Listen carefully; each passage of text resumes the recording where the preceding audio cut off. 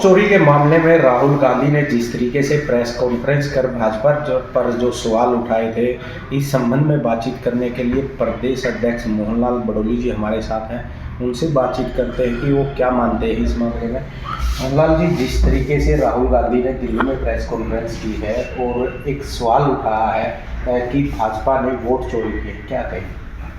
राहुल गांधी जिस प्रकार से बिहार के चुनाव में बुखलाहट में, बिहार में स्पष्ट हार इंडिया गठबंधन की देखते हुए बिहार में कोई उनको पूछ नहीं रहा और दिल्ली अपने कार्यालय में आके वो प्रेस वार्ता करते हैं। ऐसी प्रेस वार्ता करते हैं जो एक स्टोरी, झूठा प्रोपेगेंडा बनाते हुए हरियाणा की अनेक विधानसभाओं की चर्चा की। और मैं कहना चाहता हूँ, ये तो आंकड़े हैं। 7 विधानसभा ऐसी हैं जो बहुत कम मार्जिन से हमारे हैं, और वो जहाँ हारे हैं वहाँ कांग्रेस के विधायक जीते हैं। उन कांग्रेस के विधायकों से पूछना चाहिए उन्होंने वोट चोरी की है क्या? और जहाँ वो कहते हैं कि 22,000 वोटें और आती तो हमारी 8 सीटें बढ़ जाती। ये भी ठीक है कि वो आंकड़े हैं, और 22,957 वोटों से हमने 8 सीटें जीतने का काम किया है। लेकिन मैं ये कहता हूँ कि अगर हमारी 22,000 वोट आती तो हमारी तो 10 सीटें बढ़नी थी। 10 सीटों का अंतर आना था। और ये लोकतंत्र की व्यवस्था में कोई आज से नया नहीं है।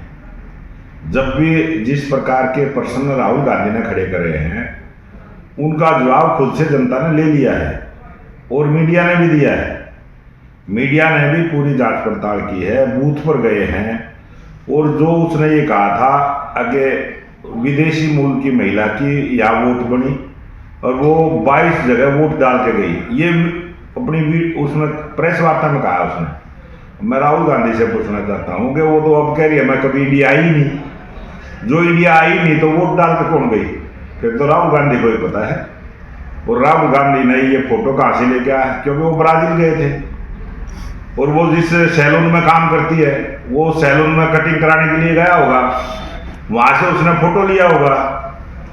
तो वो तो बड़ा एक अजीब सी स्टोरी राहुल गांधी ने बनाई है। राहुल गांधी जब भी कोई यहाँ चुनाव होता है विदेश चले जाते हैं और वो टाइम पास करने के लिए सैलून में जाते होंगे, और वो सैलून में काम करने वाली एक लड़की जो है उसका उसने जिस प्रकार से एक इस खबर को बड़ी खबर बनाने के लिए विदेशी मूल की महिला का नाम लिया और पहले तो उसको मॉडल बताया।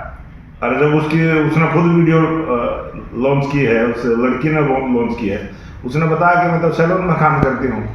तो इस प्रकार से झूठ बोलने का काम।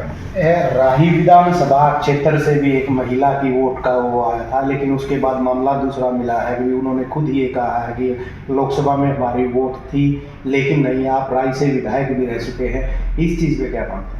बहुत सारी ऐसे वोटें होती हैं, बहुत सारी। जब चुनाव हुआ बहुत सारे गाँव की हमें शिकायत मिली थी कि पूरा का पूरा पेज हटा दिया गया। हमने भी देखा था उसको, कई बूथों से आए थे, उसमें हमारे भी वोटर होते हैं, कांग्रेस के भी वोट, सब मिले जुले होते हैं। और गांव में जब वोट पड़ती है या शहर में वोट पड़ती है, वहाँ पोलिंग एजेंट बैठते हैं, सभी कार्यकर्ता सब पॉलिटिकल पार्टियों के होते हैं। दूसरे डबल वोट डालने का काम होता है, हम भी मानते हैं, हम ये शिकायत भी करते हैं कि एक आदमी 2 वोट भुगता देता है, 3 वोट भुगता देता है, और वो मिली भगत करके भुगता देता है। इस प्रकार की सख्ताई होनी चाहिए। हम इस पक्ष में हैं कि अगर कोई इस दुनिया में नहीं है तो उसका वोट वोटर लिस्ट में नहीं होना चाहिए। हम इस पक्ष में हैं कि अगर किसी बूथ पर कोई व्यक्ति रहता है और वो 18 वर्ष से ऊपर है तो उसका वोट भी उस वोटर लिस्ट में होना चाहिए। ये दोनों चीज़ों पर काम होना चाहिए। और चुनाव आयोग बहुत अच्छे से बिहार के चुनाव से पहले उन्होंने ये काम किया। 12 प्रांतों में अब वो प्रक्रिया शुरू हुई है और ये बहुत बढ़िया है। चुनाव से पहले इस प्रकार की प्रक्रिया लोकतंत्र को मजबूत करने के लिए जरूरी है। भूपेंद्र सिंह हुड्डा को हाईकोर्ट से झटका लगा, उनकी याचिका खारिज कर दी गई है। जो मानेसर जमीन घोटाला था उसको लेके क्या मानते हैं? अब कोर्ट की कार्रवाई है, पुरानी कार्रवाई है, और वो कोर्ट का आदेश है, उसमें कोई पॉलिटिकल तो है नहीं। वो तो जो कुछ भी है कागजों में है, कानून के दायरे में। जैसा भी कोर्ट का फैसला जो भी होगा उसका सम्मान करेंगे।